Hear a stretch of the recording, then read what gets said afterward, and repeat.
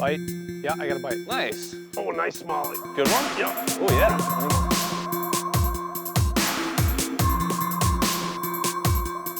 yeah. Nice looking fish.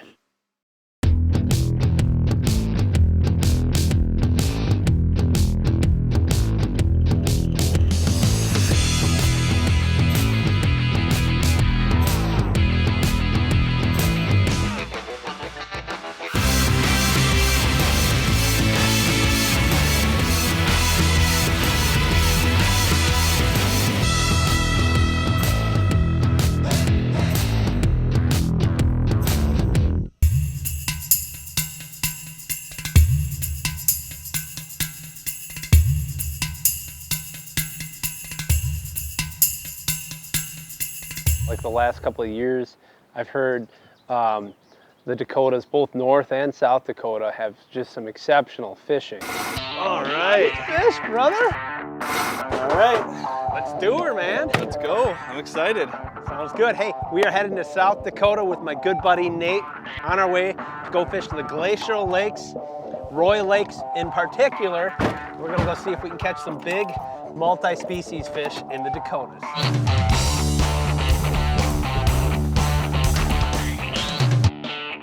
First thing, pay attention to your locator. So we're just gonna run these points, see if we can find whatever sort of active fish is gonna be going out here. Me and Eric have been fishing together in the spring for a couple of years now. He called me about 2 weeks before the trip, and he said, "What do you think about South Dakota?" There he is.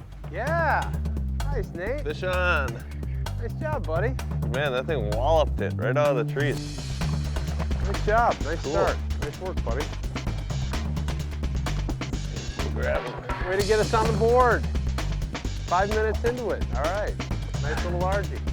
One of the reasons I was really excited to come out to the Dakotas is because I've heard the fishing is so incredible for the multi-species fishing. First thing I like to do when I'm learning a new lake is hop on that trolling motor, use my Polaroid sunglasses, and look and see what I see up shallow. If I see the bass up shallow spawning, if I see them up in the wood, if I see them on the rock, if I see fish up shallow, they're gonna be shallow all over in the lake. And what we started finding was that these fish were related to wood and rock, and they were shallow. There he is, Nato. One up tight again there? Yep. Not bad, not bad. Up shallow. Just skipping that plastic is what I was doing there. He's coming up. All right. Nice healthy fish. All right, buddy. Well, I'm finally on the board with a nice South Dakota largemouth bass. What's really unique about this body of water that we're fishing is it's a glacial lake. And what those are is just a bunch of lakes that have been potholed, carved out many, many years ago. All the flooding has created an exceptional amount of water out here in the Dakotas, which has been great for natural reproduction, fertility of a lake. I mean, everything you want in a fishery. Shallow water bays, deep water rock, wood, everything you could imagine that exists in all of these glacial lakes. I don't have a lot of confidence doing this stuff, and some of these baits are real foreign to me, so to get a bite on one really made you feel like, okay, I'm doing this right. On total accident, like I said, we were flipping plastic worms and stuff up at wood, and I got a tick, and I set the hook, and it almost blew my mind. Oh, fish. All right, buddy. Right off that wood again. Oh, crappie. Crappie, that's cool. Ooh, I like that. Look at this. Nice. Oh, it's a slab crappie, Nato. I don't see crappies like that anywhere. We do quite a bit of pan fishing back home, and I've never seen a 14 and a half inch crappie. That's unbelievable. Look at this big, giant black crappie on a Senko. Welcome to South Dakota, huh? That's not something you see every day. I was real surprised when I saw it break the surface. Big crappie. Spawning colors, that is cool.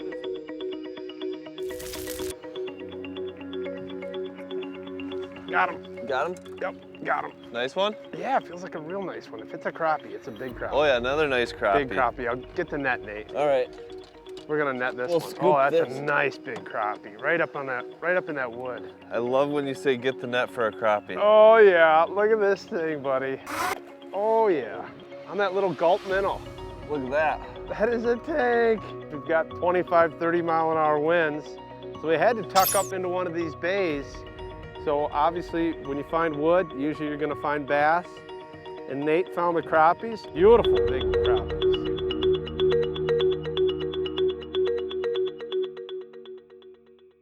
North American Fisherman is brought to you by Peak Antifreeze, right for your car and your wallet. Peak, run true. By Trilene, anglers trust Berkeley Trilene. By Bass Pro Shops, your adventure starts here. And by Abu Garcia, for life.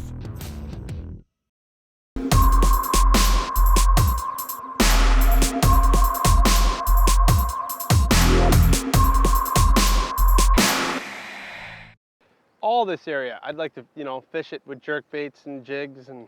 Yeah, there's just not enough time to explore everything here, really.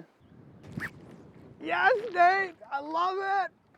Good one. Good one. Yes. Way up there. Big smallie, be a big smallie, Oh, Nate. yeah.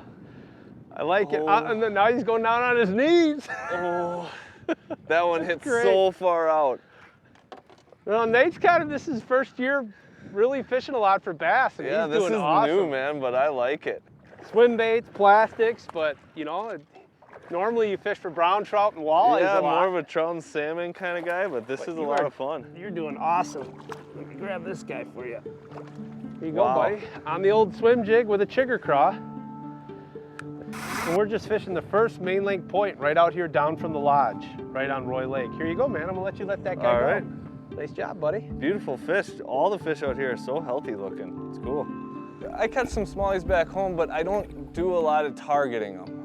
I catch them accidentally when I'm throwing crankbaits for walleyes and stuff like that, but to come to a lake that's got really tremendous smallmouth and largemouth fishing like this was something new to me. So to see all these bass all over the place is really cool. There he is, right by the boat, Nate. This is a good one. I'm just swimming that plastic in real slow. Yeah, that's working awesome for you. Oh, wow. That's another nice fish. That's a toad. That's why we came to South Dakota to do a little exploring. You come to these new lakes, you never fished before. Use your electronics, use your Lake Master chips and stuff so you can see these contours. We're fishing a rock bar that separates these two lakes. I wouldn't even know it existed here without that. Fishing a jig, swimming a paddle tail nice and slow, and we're catching some big smallies. Anytime I have the opportunity to fish a new body of water and you can figure out how to catch smallies. Smallies are one of my favorite fish to catch, especially big smallmouth bass. We ended up coming out here, fishing the rock and fishing the wind-blown points, and that is where we, just like in Wisconsin, we found all the fish congregated. There he is. Right here, Nate. Nice one. Another one in the front of the boat. Ooh, yeah. We heard there's some really big smallies out here. Well, I think you found one. Yep, and that's what they look like. Right there on that little swim bait. Just swimming it right across the rocks out here. Wow. Fishing with Eric is a lot of fun, man. I like learning new things and doing things I haven't done before. And if you want to learn a ton and just learn how to go on a new body of water and dissect it, that's the guy you want to fish with. There's one. Way out deep. Feels pretty good. Like I said, it's at the end of the cast, so it's kind of hard to tell. Oh yeah, that's a nice fish. Real nice fish. Nice fish. Oh yeah, Nice. That's a healthy chunker, Yeah, buddy. check this one out. Wow. Today we are using 7-foot Fenwick rods spooled up with 10 to 15 pound Invisibraid with a 10 to 12 pound fluorocarbon leader with a nail knot on it. And we are mainly using Texas rig worms like a heavyweight or a power worm, just casting them up and throwing them up to wood and rock. Got him. Yep. Got one, bro? Yep, nice one. Oh yeah, real good one. Need the net or you got him? I'll just grab him. All right. He's a nice one. The average size is just, they're all such really nice, healthy fish. Pretty windy out in the lake, but getting some nice largies. It's fun out here in South Dakota, isn't it, Nate? Absolutely, having a blast.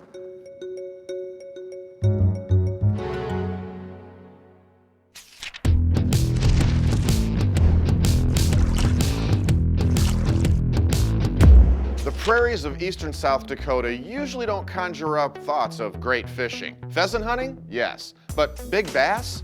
Well, the area is filled with pothole lakes. But here's a little secret. Some of those little lakes hold big fish. I'm John Haynes, and this is North American Fisherman's Clubhouse. Today, Eric is fishing Roy Lake, a lake he's never fished before, which means this trip began with a true hunt for fish. And knowing that means he'll have to rely on electronics in order to not only find fish, but also eliminate unproductive or dead water. Now, narrowing down certain areas by knowing what's under the surface can save you a ton of time when you're chasing big bass. Coming up, what's lurking beneath the surface that threatens to destroy the water you fish? Find out on Silent Invaders, up next. There's one, Eric. Nate, what do you got there, buddy? What do you got? Oh, bit off. Wow, wow, wow, wow. This is a really interesting lake. We only scratched the surface, I feel like. I caught my biggest largie ever. The crappies were unbelievable. Awesome doesn't even really describe it. And to see those spawning crappies all black, you know, giant 14-inch crappies, that's something you can't put a price on. All right, I like it. What do you got there, buddy? Oh, nice pike on the jerkbait. Oh, he broke me off. Oh, no, he didn't. No, you still got him, Nate. All right, I'll net him. How big is he, buddy? I don't know, probably 30-inch fish, nice pike. Fighting like crazy. There we go. Nice. Solid fish. These fish are just healthy as can be. Tons of those in here. Yeah. You can catch as many pike as you want here at Roy Lake, that's for sure. You know, coming here to Roy Lake, catching the wide variety of multi-species fish we did, being able to fish with my good buddy Nate, who normally doesn't even fish for bass, and he put on a clinic. He was in the back of the boat catching largies, catching smallies, and he normally doesn't even fish for bass. It's just a testament to show you how great this fishing is. So I would highly recommend, if you can, to come out here and check out these glacial lakes. Real big one, Nate. Get the net. Oh boy. One particular laydown that we found had about a half dozen largies sitting there. I saw a real good one in that particular tree when we went by. Ended up hooking a really big largemouth. What do you want me in front Right of here. you? Look at, Oh boy. Look at that fish. Oh. That's why we came here. Oh, Yeah. it's a toad. Look at this fish, man. Wow. If you don't think South Dakota's got some incredible multi-species fishing, I mean, look at how fat and healthy these big largies are, the pike, the walleyes. I am so happy I had the opportunity to come out here and fish with North American Fishermen for these giant fish of South Dakota. What a great That fishery is here, a giant, Nate. man. Congratulations.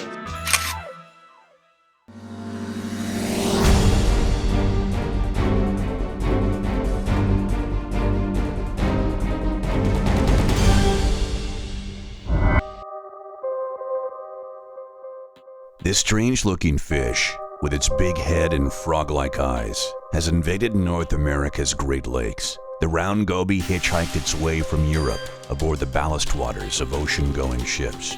And as with any aquatic species that are not native to our lakes, gobies compete with the fish that are.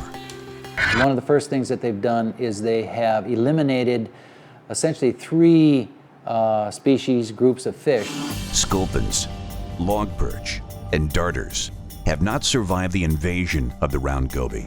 Gobies compete with native species for food, drive them from their spawning areas, and even eat their eggs. They spawn several times from May through August, and once these bullies move into the neighborhood, their population explodes. Since game fish, like smallmouth bass, have learned to eat gobies, some anglers are now using them for bait.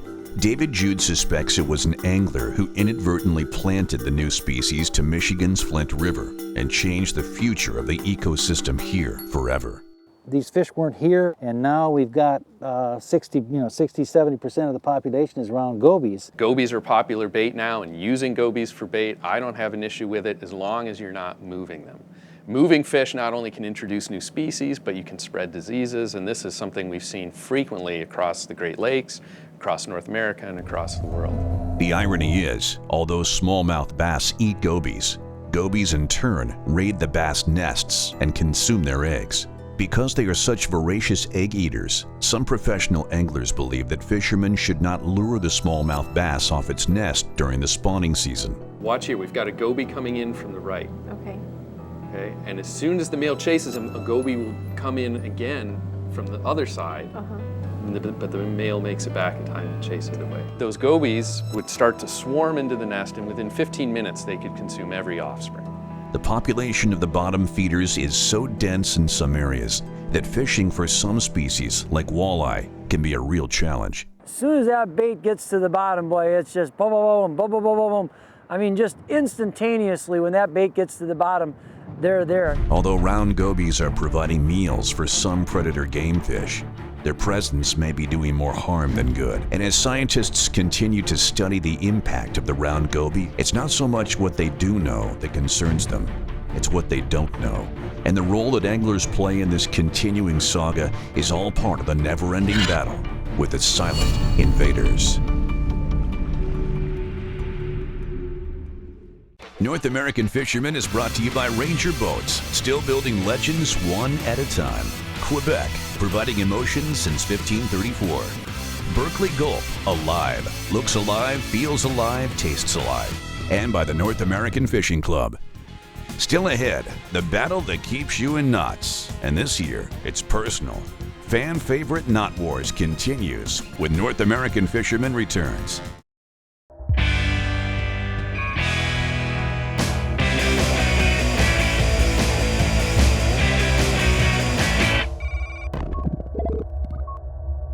Fishing February in the Northeast can be unpredictable, and sometimes the best laid plans, well, Mother Nature has different ideas.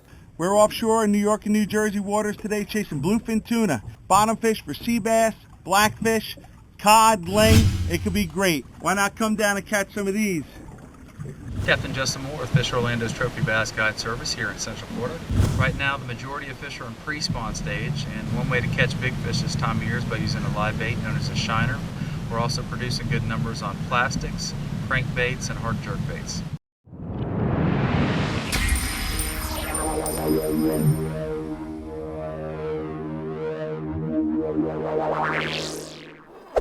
Welcome to Knot Wars, where we pit two fishing knots head-to-head in a competition of strength. Now, last week we tried to crown a champion in the line to lure competition, but it was too close to call between the trilene and the Palomar knots. So this week we're moving on to our new challenge, the line to line knots. Now, line to line knots are great, especially when you're using leader material with a main line. And this year on Knot Wars, it's personal. Because not only are we pitting the two fishing knots head-to-head in competition, but we're also setting up battles between the anglers who selected those knots. We've asked the staff and hosts at North American Fisherman, as well as some of our viewers, to tell us what are some of their favorite line-to-line knots. And this year, as always, we're using Berkeley line for all of our knots. We're using a 14-pound Trilene XT, a 15-pound Trilene 100% fluorocarbon, and a 14-pound Fireline.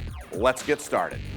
This week on Knot Wars, our first line-to-line challenge pits the leader against the surgeon. Now, the leader knot was suggested to us by Kurt Beckstrom, who is the editor-in-chief of North American Fisherman magazine. And our sister magazine put their knot in, which is the surgeon knot, from Dave Moss, who's an editor at North American Hunter. Are you ready? I'm ready. Let's start by showing you how to tie each of these knots. First, the surgeon. Start with both lines parallel. Instead of making two individual knots, we're going to make one big knot using both lines. Form a half-inch circle with the doubled lines and bring the leader material and the tag end of the main line through twice. The toughest part about tying the surgeon knot is drawing it tight. Use all four lines to pull it down evenly and slowly. Make sure to moisten before drawing tight. So there's the surgeon knot. Now let's take a look at how to tie the leader knot. Run the two tag ends parallel. Now bring your main line back toward the middle, and this is the tricky part. Wrap it around the doubled lines 3 times. Then insert the tag end through the middle of the loops and tighten the knot just enough that it doesn't slip. Now repeat the process using the tag end of the leader material. Moisten before drawing both knots together and tightening. And there's the leader knot. Let the battle begin. Now here we are at the Berkeley Knot Wars machine, and we're ready to go for this week's competition. Here we have the surgeon knot. And over here, the leader knot. Let's see which one comes out on top.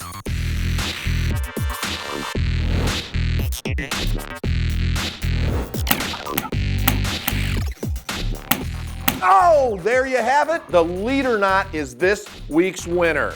Sorry, Dave, looks like your surgeon knot is on life support. Now, the leader knot is going to move on to next week's competition to face the knot that I selected. Oh, that's right, it's the wolf knot. Now, if you want to learn about any of the knots we tie here on Knot Wars, just head on over to our website, or better yet, download the Knot Wars app on your smartphone. Knot Wars, because no good fish story ends with a broken knot.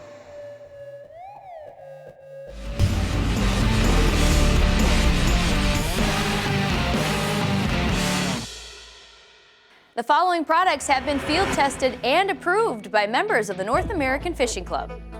Sharpen every knife you own by using this adjustable sharpening guide designed by Ken Onion. It adjusts from 15 to 30 degrees, uses variable speeds, and has flexible abrasive belts. The E-Lock from DuraSafe secures bracket-mounted electronics, leaving a thief no option but to move on. It also works on most GPS and Fish Finder brands. To find out how you can become a field tester or have your products tested, visit fishingclub.com.